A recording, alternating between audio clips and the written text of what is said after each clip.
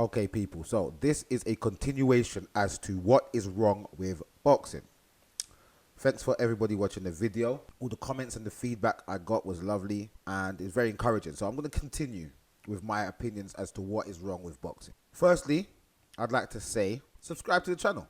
Subscribe. I'm going to be releasing videos just talking about boxing and so on and so forth. There's going to be a lot of different subjects and topics I'm going to talk about concerning boxing. So subscribe to the channel. Subscribe, share the videos, get other people to subscribe.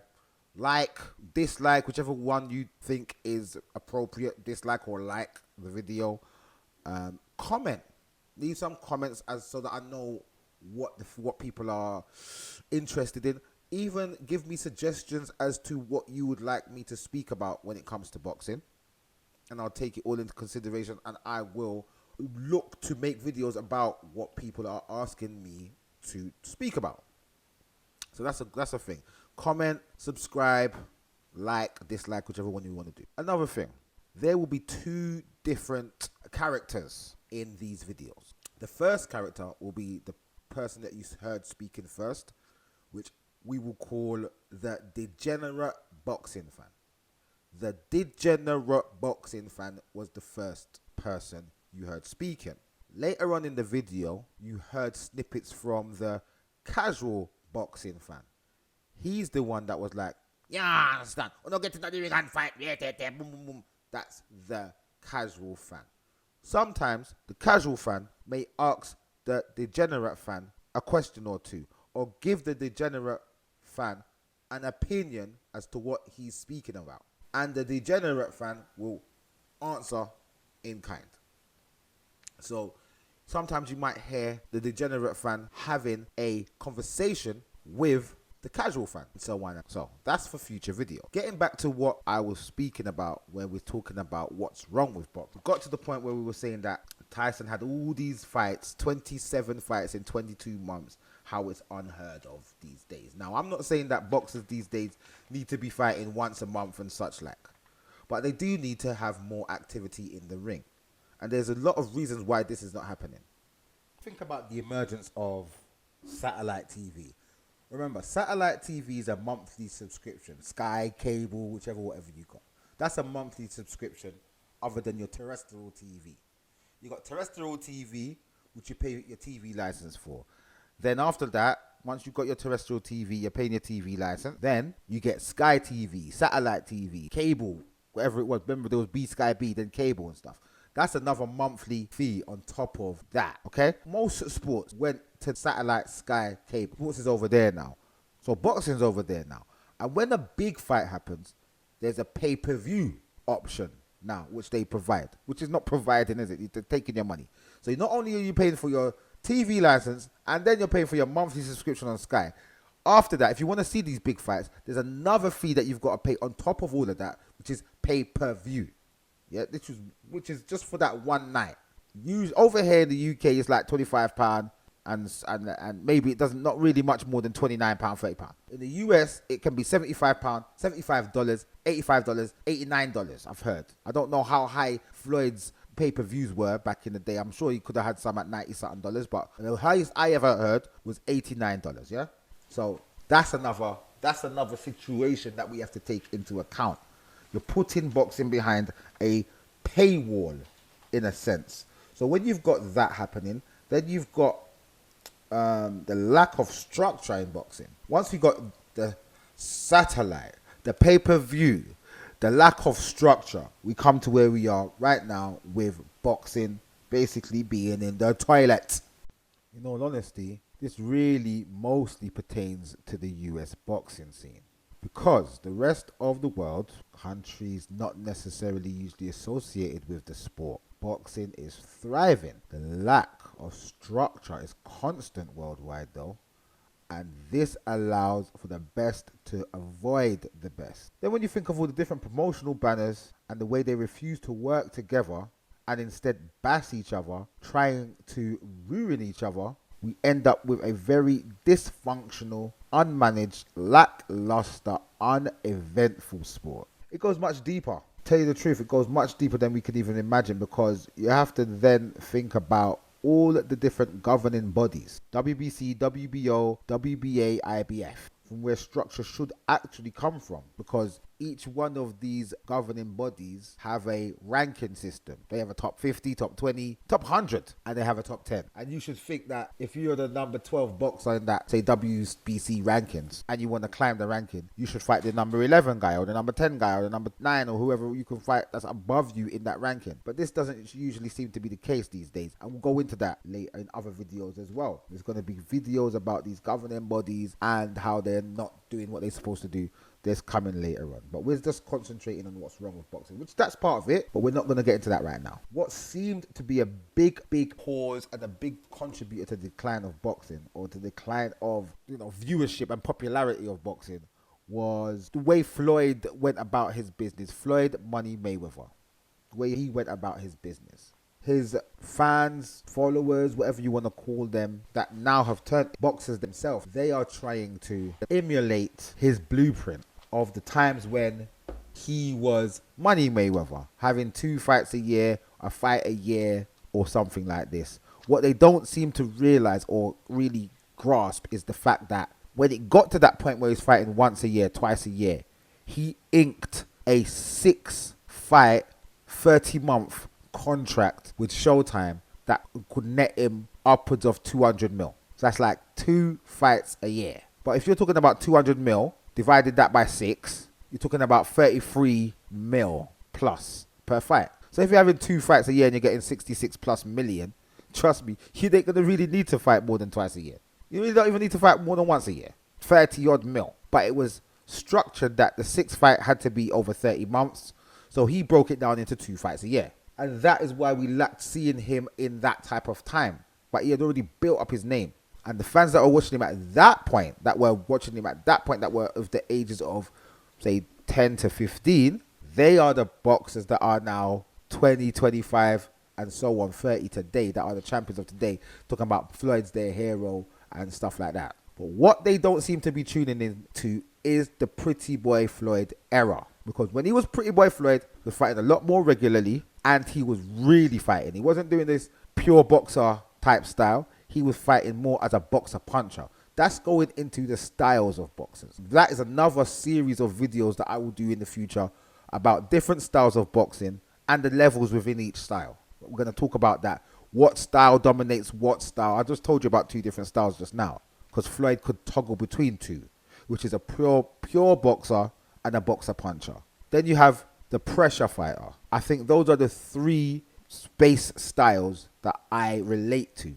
And then you can toggle between the 2 if you're at a certain level. Certain boxers can toggle between the 2. Most boxers stick to their base style and perfect it as much as they can. But you can toggle between the 2 if you've got the skill.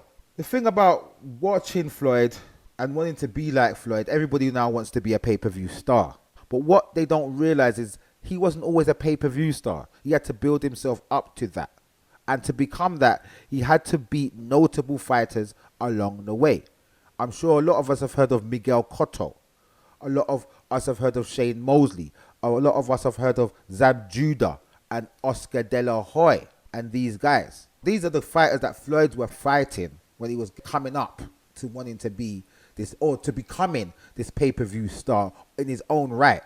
Most of the time back in the day, to be a pay-per-view star or to have a pay-per-view fight, there had to be 2 fighters that were at the top of their game, both champions, both not unbeaten, but both definitely well established in the same weight class, or maybe one's a weight class above, one's a weight class below, and then the one goes up to that weight class to go and challenge them, and that then becomes a big fight, and everybody wants to see it, and then you can have a pay-per-view platform for that fight. Nowadays, a guy just wants to be a pay-per-view fighter off of his own name. Just, yeah, I'm a pay-per-view fighter. I want to be a pay-per-view.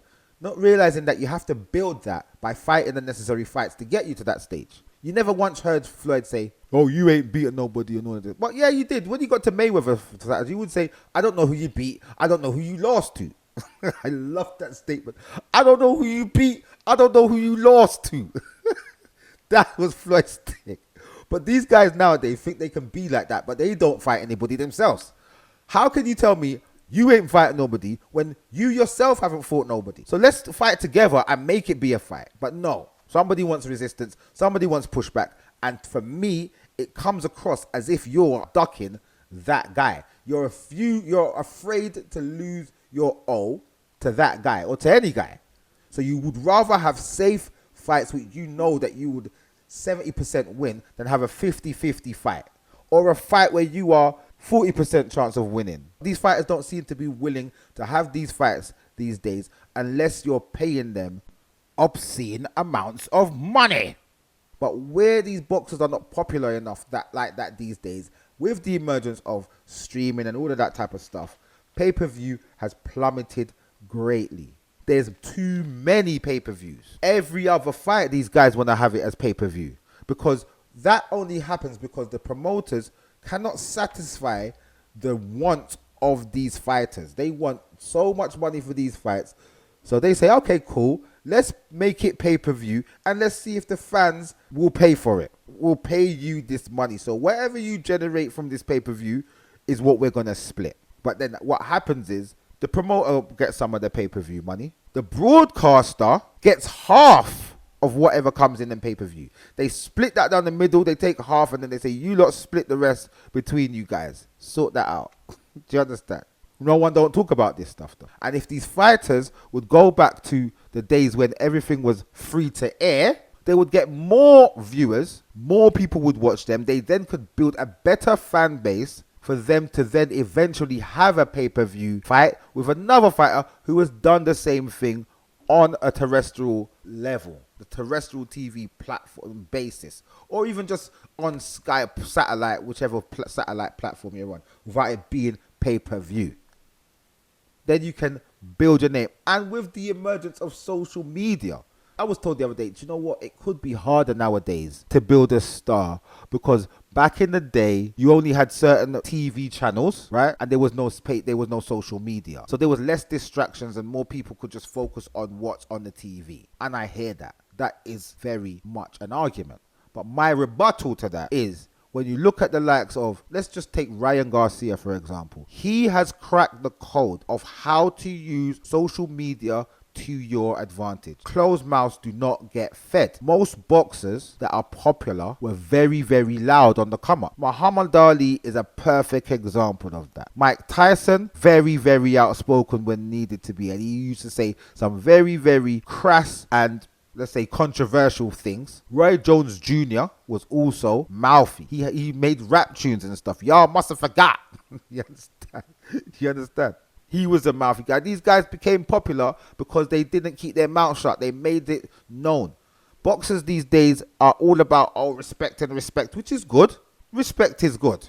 It's good to have respect amongst your peers. At the same time, there is not much attitude of, I will beat you. And the thing is, when a fighter says, I will beat you and I want to fight you, the opposition gets offended. Like it's to say, you shouldn't be talking about me like that. You should not say that you will beat me. You shouldn't say you want to fight me. And because you've said that, I'm not now going to fight you and I'm not going to give you a payday. Which is absolutely backwards. It's backwards. These boxers are fighting in a deficit type of way. And it doesn't make sense. But now, out of the shadows, from left field comes this sheikh. Turkey a la sheikh. And he's coming flinging money left, right and centre at the sport. Talking about Riyadh season in the Middle East. And yeah, man just flinging money left, right and centre at the sport, making bare fights that people want to see. I'm like, yo, this is something different. People are going on like, oh, this guy is the saviour of sport and stuff like that. Everybody now, every promoter, because he dragged good amount of promoters together to make this big show over the Christmas and New Year period. And he's continuing to do that right now. Other shows all over the world.